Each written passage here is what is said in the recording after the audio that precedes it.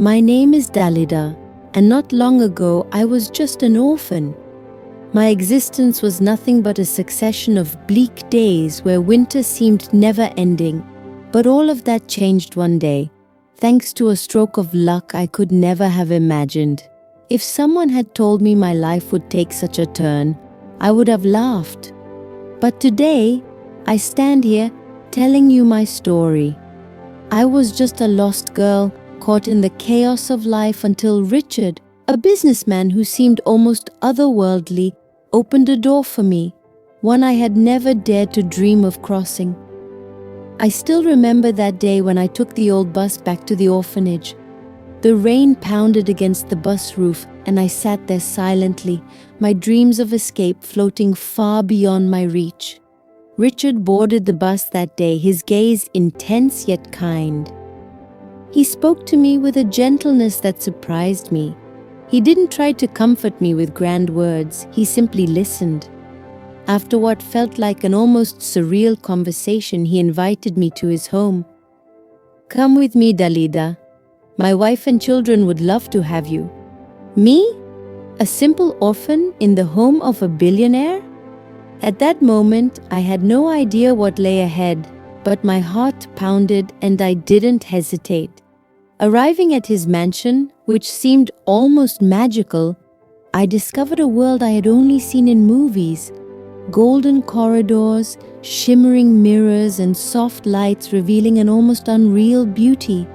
But inside, a silent battle was already brewing between Victoria, Richard's daughter, and me. Victoria? She didn't seem pleased with my presence. Every smile I offered was met with an icy glare, as if I were nothing more than an intruder. And every time her eyes met Maxime's, her brother, I could feel the tension in the air. Maxime? He was different. He had that piercing gaze, that presence that unsettled me in ways I didn't yet understand. Maxime was the son of Richard's friend, and he didn't quite fit into this gilded world either. But from the moment our eyes met, something passed between us, something neither of us could ignore. One evening, as we all gathered in the grand living room, he approached me, a sincere smile on his lips. "Dalida, I wanted to talk to you," he said. And as he took my hand, my heart leapt in my chest. He told me he had fallen for me, that he had felt something from the very beginning, something inexplicable. But just as he finished his confession, Victoria appeared, her eyes filled with fury. "Maxime, have you lost your mind? She's an orphan, just a girl who has nothing to do with us." Her words echoed through the room like thunder, and a wave of anxiety washed over me. What had I done to deserve such contempt? It felt like the walls were closing in, the air growing heavier, and I was ready to collapse. So I left, wandering alone through the mansion's corridors, searching for a place to be alone. My thoughts swirled in my head. I didn't want this rivalry. I didn't want to be caught in a battle between two worlds. I found myself in the grand salon, where soft music played in the background. I sank into a chair by the fireplace, took a deep breath, and closed my eyes. Then, a song began to play softly in the air, a familiar, soothing melody. It was Ne me quitte pas by Jacques Brel.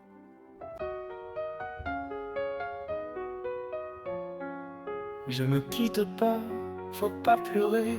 Tu sais que je te jure, je ferai des histoires à n'en plus finir, rien que pour qu'on rie tous les jours. Ne me quitte pas, je te ferai des mots doux, des saisons. On ira danser dans la neige ou faire un tour sur les monts. Ne me quitte pas, on dessine des rêves dans le ciel. Je te décroche, fais chaque étoile pour en faire des merveilles.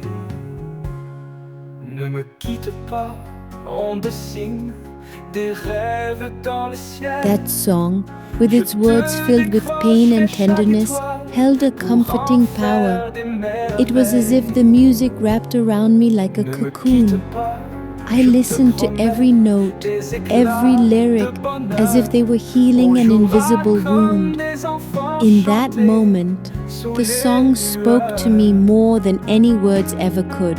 The lyrics seemed to reach straight to my heart, as if the music itself was telling me not to give up, to keep going despite everything. That song gave me a moment of peace, a moment of clarity, and there, in the silence, with only the piano accompanying my thoughts, I made a decision. No matter what others thought of me, no matter Victoria's jealousy, no matter the secrets and lies hiding within this mansion, I was going to forge my own path. I was not just an orphan, just a nameless girl. I was Dalida, and I had far more to offer than anyone could imagine. But that wasn't all. As Maxime, worried, entered the room to find me, he took my hand once more, his eyes filled with sincerity. Dalida, I'm sorry. I never wanted to hurt you. And in that moment, I turned to him and, without hesitation, said, Maxime, I don't need your protection, but I'm not going to run away either. The story of my life was far from written, but one thing was clear: I would never again let fear dictate my actions. If I had known my life was about to turn into a dramatic series filled with schemes and manipulations, I would have taken notes. But no, naive as I was, I thought Victoria would simply hate me in silence until she got tired of it. Wrong.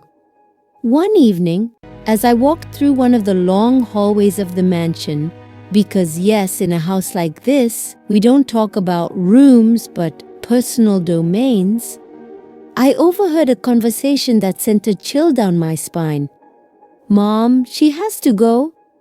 I know, sweetheart, and trust me, I already have a plan.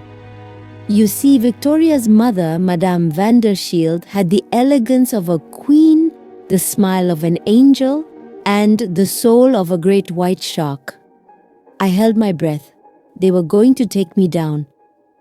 The next morning, everything seemed normal, too normal.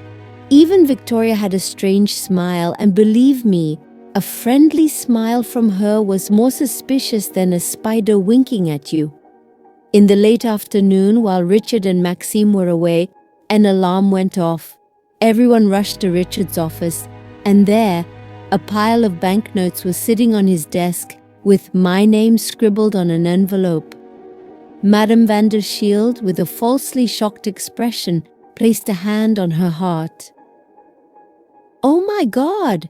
Dalida, tell me you didn't steal this money. Victoria, her eyes shining with triumph, added, Dad welcomed you into our home, gave you everything, and this is how you betray us? I almost choked. Me? A thief? The butler, the staff, everyone was staring at me with wide eyes. I could feel the judgment thick in the air.